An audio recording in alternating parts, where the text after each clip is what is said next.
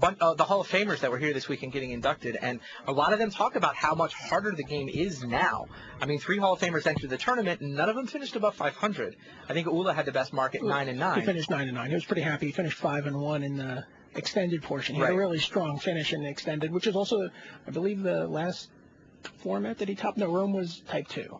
Rome was extended. Rome was extended, so that was his last top 8 was extended. Yeah. So. But the interesting thing to me, those players talk about how much harder it is now, and I think that one of the big things that's happened in the last, 5-6 years is that the top Magic pros have just gotten better at deducing the contents of their opponent's hand.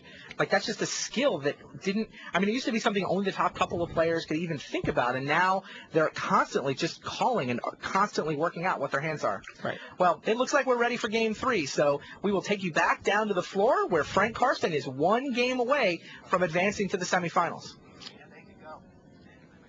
And there they are. Onto the hero table, the overhead camera. Karsten on the right of your screen, Ding Liang on the left. Karsten leads 2-0, just needs 1 more win to advance to the semifinals. So do you guys have a heel table also for? We have a back table that's harder to get to. When did the hero table terminology start? It's always been there. I don't know. I guess I wasn't using it on the webcast. Okay. I had to explain the table move somehow, though. Yeah, the setup here is pretty cool with overhead jib camera flying over. You got 2 cameras on either side trying to get a shot of the player's hands. Plus, there's a front camera. Our flat screen setup in here is fantastic too for watching the matches. It's a little distracting. Yeah, I think we actually have the best seat. It's awesome. Yeah. We get to see all 4 cameras. Second Guild Mage for Ding Liang. Second Sakura Tribe. I'm sorry, second Elder. Wrong matchup. Yeah, it was a 2-mana green card. It's been a very long weekend. It's been a very long week. Yeah, I keep calling it a weekend. We're calling it a weekend on Wednesday. We all got in here on Monday. And we were right to work on Tuesday. We had registration, we had the players' dinner, we had Hall of Fame rehearsals. So we've been going pretty much for this is our 6th day. Yeah. Always a fun event, though. Oh, it's a blast. Karsten playing Farseek. Accelerating his mana. It's an interesting question from Conan Miller in the forums asking if anything great was pulled in the Antique tourney. Did you hear about this? I did hear about this. This was I don't think it's happened yet is the answer to the question, but so tell the audiences who don't know about this what's going on. So there's a tournament going on. It's going to be a beta pack. Yeah, it's a side event, and it's a side event booster draft. 8 people. Right. A beta booster pack. Yep. An Antiquities booster pack. Yep. An Arabian Nights booster pack. Yep. And a Legends booster pack. And a Legends booster pack. And you can't just sign up for it. You have Obviously. You have to win a spot. And the spots, the tournaments for the spots were all what I call storyline or vintage limited formats. So you would see like these, last year's Player of the Year. Kodama of the North Tree from Ding Liang, by the way. He is coming out aggressively in this game. Oh, excellent. This is a much better draw from Ding than we saw last time, although Wrath of God. Yeah, Karsten has a Wrath and a Gifts in his hand, so... I think he has 2 Wraths in his hand, actually. Doesn't look like he's in much danger of getting destroyed, but at least Ding's coming out aggressively. I mean, if they trade card for card, Ding could come out on top. And yeah, they do. Karsten elects to take the trade. Wrath for North Tree. So you were talking, you saw a lot of the pros over there trying to get into this Antique draft, right? They had so many people trying to get into these satellite events for the 8 spots. They actually had to have lotteries just to get into those, right? I think the Mirage Sealed had 120 or 136 players signed up, but they had spots for 32, I think. Spots for 32. I saw Gabriel Nassif wandering around yesterday with an Urza Saga Seal deck. Yeah, he said it was a 1-in-4 shot to even get into the 32-person tournament. He pulled that off. He got lucky, got into the 32-person tournament, and he won it. He did win it. Yeah, he's into the Antique Sealed. His deck looked amazing. He had this very, very aggressive red-black deck, and he had like a late game with reprocess. Yeah, it's funny. I talked to Gabe last night, and he was like, "Yeah, it's not a top 8, but playing in the Pro Tour on Sunday." So he's got his. I mean, it is a top 8, really, but it's not quite the same. I'm sure he'd rather be in this top 8, but he'll take it. This time last year, he was playing on Sunday for Player of the Year. It's true. Or this time, 13 and a half months ago. Sure. I think, and the way I believe the Antique Draft works is everybody opens up their beta pack, and then you get to pick one card which will be yours no matter what. So if you bust the Beta Black Lotus, you do get to keep it, and then the winner of the draft gets everything else. Oh, that's gonna be a lot of fun. Yeah, I actually think it's 11 o'clock. We may hear some screams from the other side of the hall any minute now as they start opening those beta packs. Any other notable players that we know? Gabe's the only one I heard about, but I didn't hear. I have no idea. Maybe. Try to get some reports for you guys. See if they bust anything good. Meanwhile, Ding Liang, North Tree number 2. Karsten given number 1. Yeah, Karsten elects to take a hit from it. Oh, did we go 2 turns? Yes, we've gone 2 turns. So Ding did nothing last turn?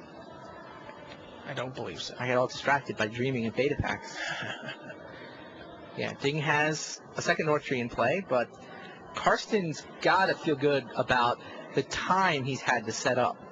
With no threats from Ding until the first North Tree, he wraps that away. Now he gifts, he still hasn't taken a hit. He's got a wrath in hand, and he's putting his engine together. Not sure which engine it is. Looks like he's searching through his deck, trying to figure out what he wants. Moloku is the card he has shuffled to the top so far. There's an Ink Eyes and a Yosei. Looks like he wants to be the beatdown. And a Soulless Revival. Interesting.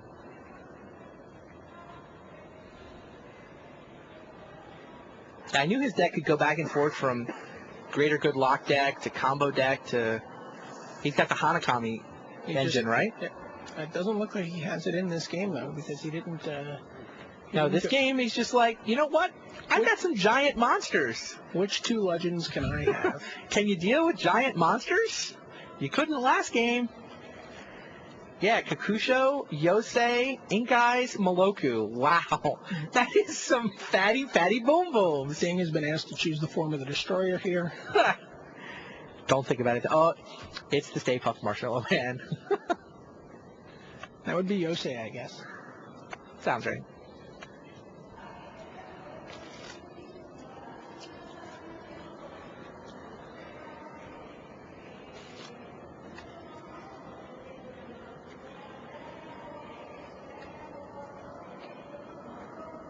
Oh, wow, there's a picture of the foil Pernicious Deed in the forums. Ooh, that's really nice. Yeah, and there's the Exalted Angel, and there's the Grim Lavamancer. Those are some sweet promos. I saw some judges throwing some stuff up on eBay last night, so I'm sure that's where those pictures are coming from.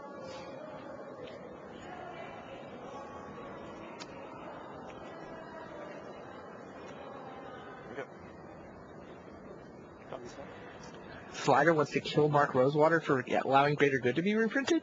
He's got the wrong target. Aaron Forsythe is your target, sir. A giggling and cackling Aaron Forsythe. So he was given Kakushu and Ink Eyes. Those were the 2 cards he was able to keep out of those 4. So no Stay Puft Marshmallow Man. Does he wrath first, or no? Got to get some dragons into play before wrathing, I guess. And we got a Mana Leak.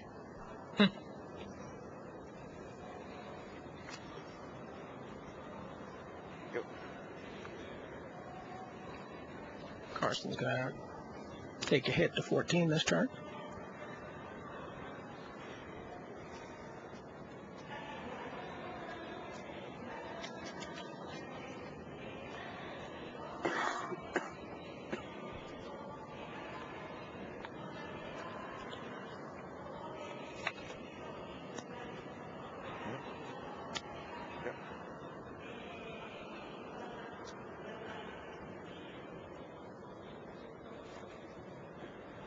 Ding has Sensei Divining Top and is looking at the top of his library.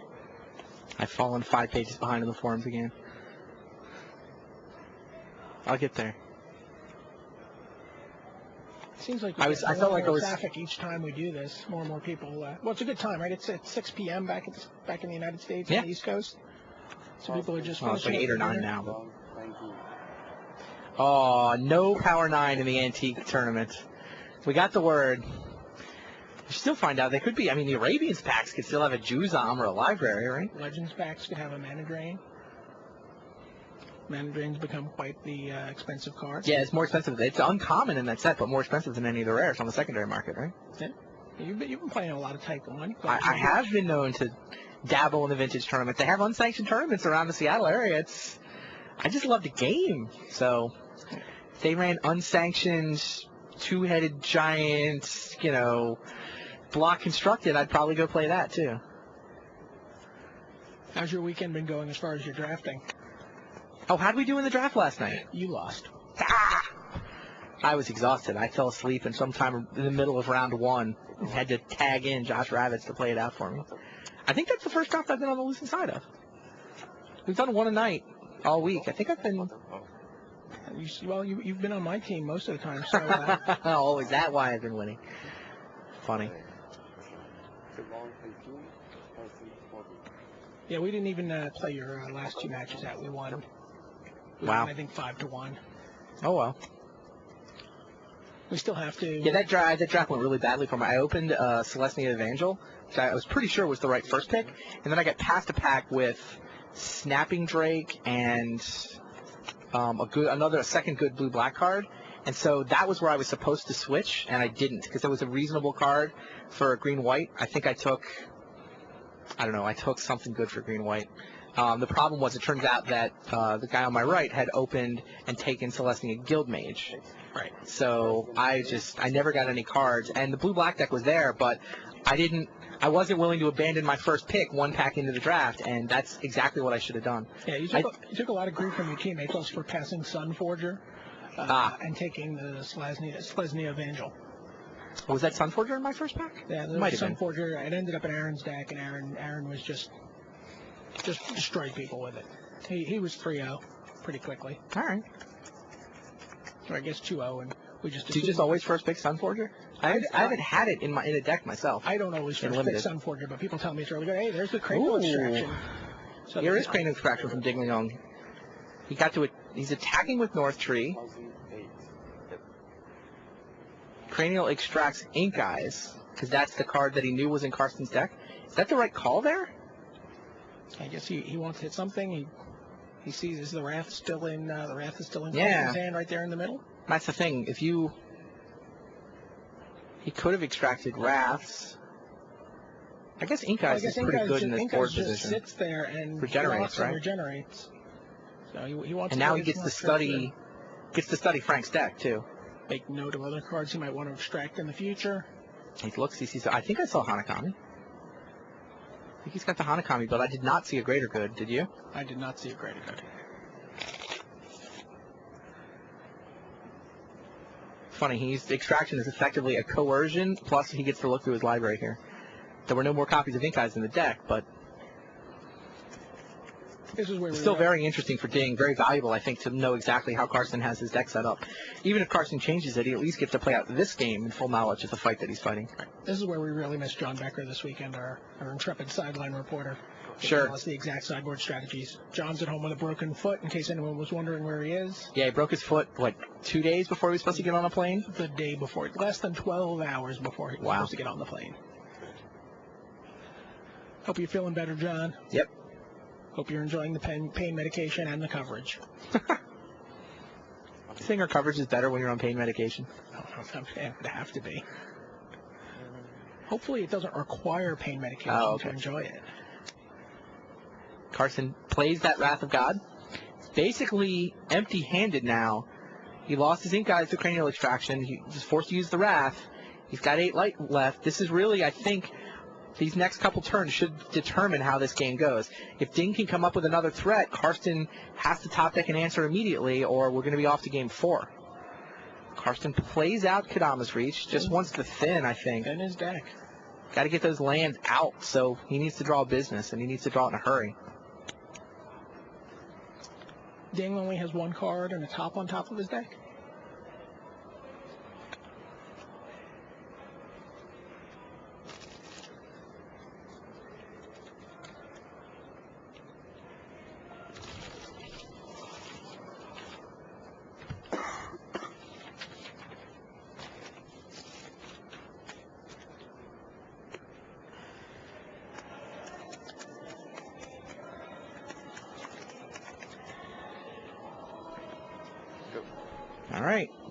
Can Ding come up with another threat?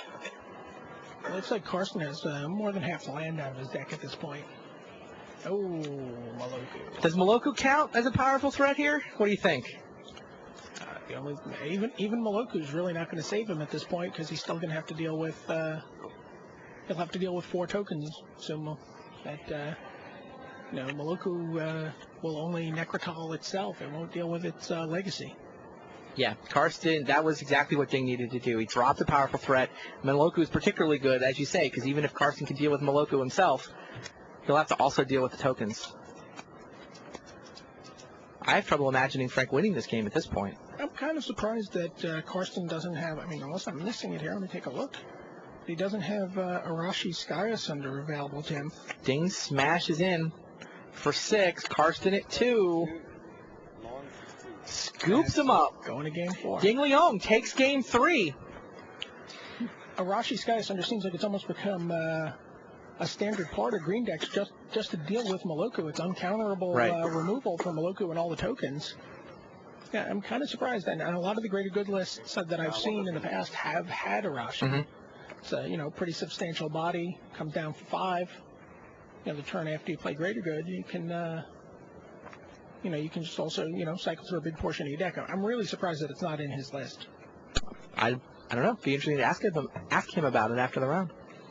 Ding Liang's got to be feeling a little better to get a win. He's still got a long road to hoe. Has to win the next 2 games in a row if he wants to go to the semis. How good does it feel when you get that first top 8 win under your belt?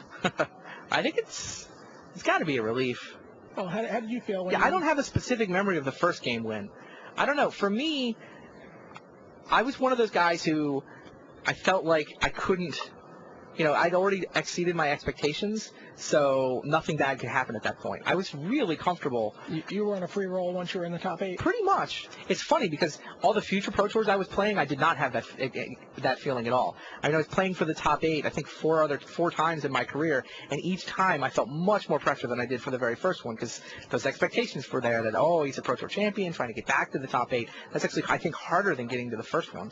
It's amazing to me how much mindset seems to affect people's performance on the Pro Tour. Mm-hmm. There's so many events where, I'm doing an interview with a player after a tournament, and it's like, well, what happened? How did you finally break through? And it's like, well, I finally started playing, tried to have more fun playing or played a deck that I really cared about. Or, mm-hmm. I skipped last Pro Tour and just took a break because I needed to, Yeah, sometimes you got to recharge the batteries. I just needed to recharge my batteries. And sometimes you need a fresh perspective. It's definitely possible to put too much pressure on yourself. And, or, sometimes you'll see players say, well, what, if I don't do it here, this is my last one, I'm just going to have a good time. And then, boom, Donnie Gallitz is a famous example. Right. And it's like, we're top 8 is farewell Pro Tour. Top 8 is farewell Pro Tour. It seems to be that there's definitely a connection between how relaxed a player can. Obviously that's not going to be all. You still have to have the deck, and you still have the card, and you still have to play well. Right. But it seems like there's something to be said for just being relaxed and comfortable, and not putting that pressure on yourself. I think that's exactly right. Make poor mulligan decisions. How much of your intuition is affected by that. You start to second guess yourself. You don't trust your instincts. You don't get the good read on your opponent. I think it's a stamina thing too, because I think those days can get long. It's every match of Magic you play on the Pro Tour is a very intense battle. The stakes are high. Your opponent is super smart, so it can be draining, and you can just I would start to get headaches toward the end of the day. There's sort of adrenaline fueled. There's just so much adrenaline coursing through your system that eventually your head starts to hurt, and it becomes you get this fog going where it's hard to just think clearly. And I think the more pressure you put on yourself, it's almost like the harder you're thinking, your brain just wears down over the course of the day, and you get to those late rounds, and if you're not sharp, you might miss something. How much harder is it at a tournament like Worlds where you're playing for 5 days or 4 days, over 5 days with a break on Saturday if you're not on the national team? I always found that Worlds, the days were shorter, and I don't know if Worlds is as hard as the Pro Tours in terms of stamina. It is. I think toward the end of day 3, it can start to drain on you just because it's been 3 days. But for me, the fact that they're 6-round days instead of 8-round days made it easier. I've certainly heard players who are on the national team and reach the top 8. Sure, I never had that experience. So playing 5 days in a row, I'm sure that starts to add up. I saw one or two players saying, maybe I wouldn't want to make the national team if I thought I would top 8 worlds. Do you think that affected Coimbra and Carvalho here? They were exhausted at the end of the day yesterday. They had a bad day too, right? They had a really bad day. It could have cost Marcio a shot at the Rookie of the Year title. They had a pretty bad team day. All these other guys sort of slept in and then spent the day testing their matches. I talked to Marcio. He did have teammates testing the matchups for him, and he has a lot of respect for Tiago Chan. But they're not getting as much practice in the matchups, although they did get some, and they don't get to sleep in. They don't get to relax, and then they both got bounced right in the quarters. They got bounced in a hurry. Yeah. So that could be the toll of World and. Although, to be fair, by the way, Ding Leong also played on his national team yesterday. So he was the alternate. He qualified for Worlds as the alternate, but one of the other members of the Singapore team got sick on Friday night. Oh, really? And so Ding actually subbed in and played out the team competition yesterday. Ding has played on his national team something like 6 times. I think so. Something crazy like that. Coming to Worlds since, I think, before the year 2000. So Ding may be in the same position that Marcio and Andre were in. Just worn thin by the long week. Well, he seems to be playing fine, other than the questionable decision not to cranial extract. Game 2, I didn't like the way he played Game 2, but Game 3 looked fine. I mean, the draw he kept in Game 2 was also a little questionable. Right. Although he did have divining top, maybe he figured it would get better. Maybe. Divining top there can trick you into keeping a lot of bad hands. People will keep one land top a lot of the time. And if you hit a land in those first 3 cards, it's pretty good. It's not there, though. Looks like the forums are getting out of hand on you again. What did you see? Oh, it looks like you've fallen 3 pages behind again. Ah. Well, we'll see how many pages there are when this reloads. Yep, I'm 117 of 20.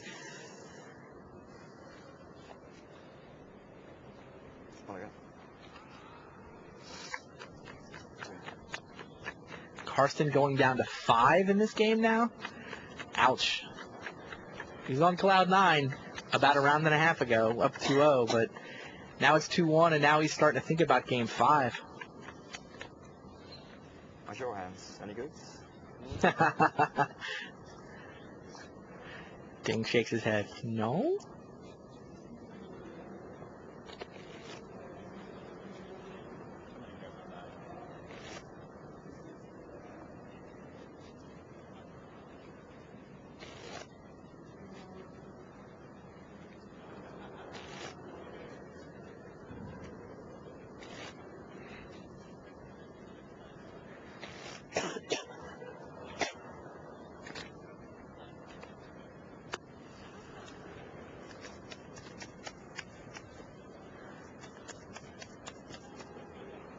So Bowser Master says we're complaining about our jobs here, but believe me, I've gotten to see the entire world.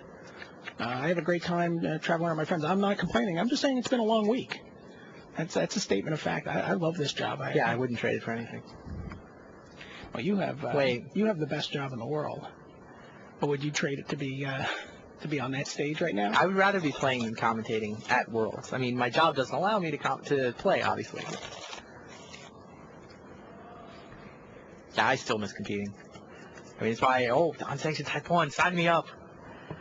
There have been more mulligans in the top 8 than I can remember.